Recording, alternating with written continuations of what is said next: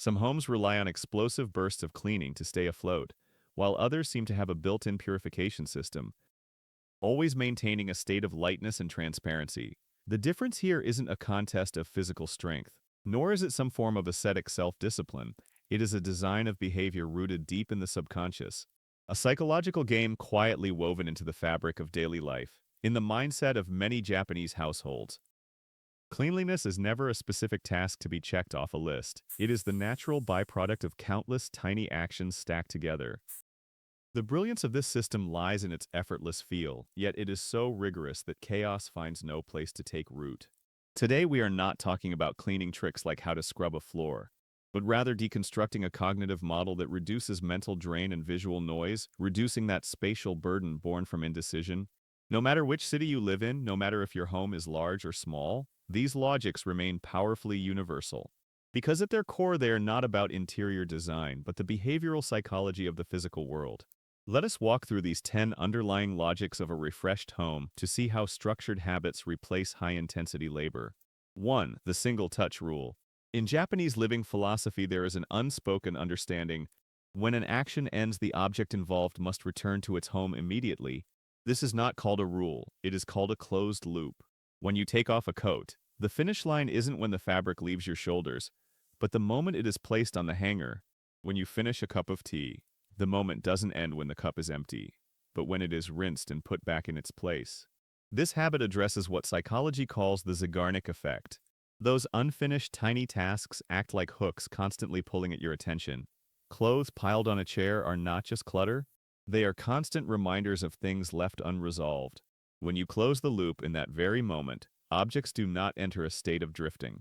They do not become tomorrow's burden, and they certainly never pile up into a mountain. You can start by experimenting with a small category like keys or bags. View putting things away as part of the action itself, rather than an extra household chore. You will find the space begins to feel peaceful, not because you did more work, but because you left fewer things hanging in the air. 2. The sense of boundary at the entrance. Japanese homes often set a strong psychological boundary at the doorway. This transition space is more than just a place to change shoes, it is the switching point between the inner and outer worlds. Shoes come off, and the noise and dust of the outside world stay behind. The interior of the home becomes a protected sanctuary. Even if your home lacks a traditional recessed entryway, you can create this ritual with a simple mat or a dedicated shoe zone. The compound interest of this practice exceeds imagination. Floors stay clean much longer. The spread of dust slows down, and you find yourself cleaning less often without even trying. More importantly is the psychological reset. The second you step across that threshold, you switch from social mode to personal mode. This tiny movement anchors a concept in your subconscious: that the home is a carefully nurtured environment, not an extension of the street. When boundaries are clear enough, it becomes very difficult for chaos to penetrate. 3. Purposeful ownership. A recurring psychological consensus is that possessions are never neutral. They are actually a form of invisible responsibility. An object without a clear role is the source of future disorder. While a gadget with a specific function and a fixed home rarely causes you any trouble, this encourages people to become much cooler when consuming. Before anything enters the house, there is a mental rehearsal: where will it live? What specific problem does it solve? When there are no answers to these two questions, the item usually does not enter the home. This is not harsh minimalism, but a form of risk management for the future. The result is that there are almost no homeless drifters in the house. Those items that constantly migrate across various surfaces naturally vanish. You can choose a drawer or a shelf for an experiment, empty it completely. Only put back things with a clear use and a defined home. Observe how much slower that area becomes messy, once every member has a reason to exist. 4. Minimalist fragment maintenance.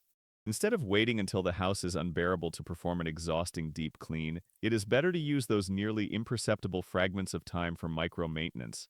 Wipe the counter while waiting for the water to boil. Rinse the sink immediately after washing your hands. Wipe water spots off the mirror before they dry. These actions often take less than a second. Individually, they are negligible, but in collective cooperation, they block the accumulation of grime.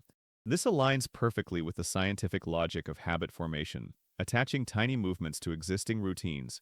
You aren't setting out to clean, you are simply extending what you are already doing by a few seconds. Because stains and clutter are handled at the budding stage, They never get the chance to evolve into a major project that makes you want to run away. The home stays in a stable state of light maintenance, rather than swinging between extreme filth and extreme exhaustion. 5. Give every item a mailing address. In many orderly homes, objects are not just stored, they are precisely positioned. Every item has its own address. Whether it is a corner of a drawer or a specific hook, when things have an address, returning them to their place is no longer a decision-making process, but a matter of muscle memory. Decision fatigue is the invisible killer that makes a home messy when you are exhausted after a day of work. Even thinking about where to put a pair of scissors feels like a burden, so the item stays out on the counter. A clear address eliminates this friction, making the return as natural as breathing. You can build this address book gradually, starting with high-frequency items like remotes and chargers. Let returning to the original spot be the standard period at the end of their use. Over time, various planes in the house stop being temporary parking lots.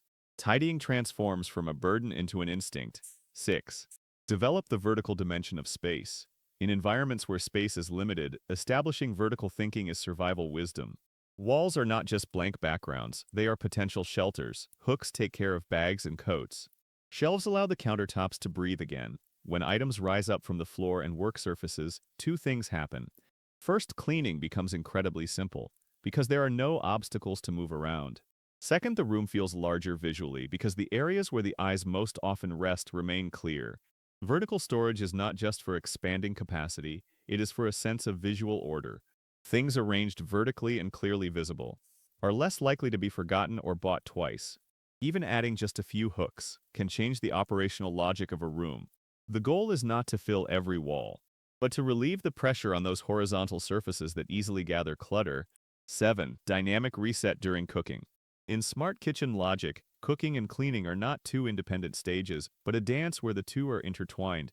While ingredients are simmering in the pot, used utensils are already washed, spills are wiped the moment they happen, packaging is cleared away before entering the next step. This ensures a constant environment. By the moment you finish eating, the kitchen is already close to its original state. This brings a huge psychological dividend. Your brain won't associate cooking with a looming mess. The entire process feels controlled. Try keeping a rag within reach, treating the gaps in a recipe as tiny reset moments. This way the kitchen rarely reaches that breaking point that makes you collapse, because chaos never has the time to complete its original accumulation. 8. Periodic system restarts.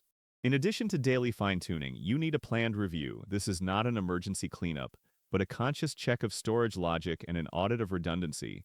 The timing can be set by the quarter or by the month. The key lies in predictability. When a restart becomes an expected event, clutter won't hide in corners and mold for years.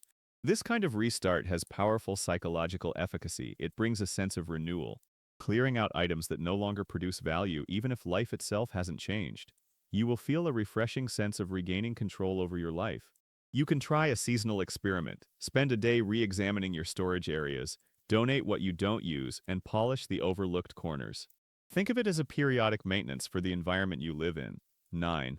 Protect the dignity of empty surfaces. In many high-end interiors, tables and countertops are intentionally kept empty. This doesn't mean there is nothing in the house, but rather a strict management of visibility.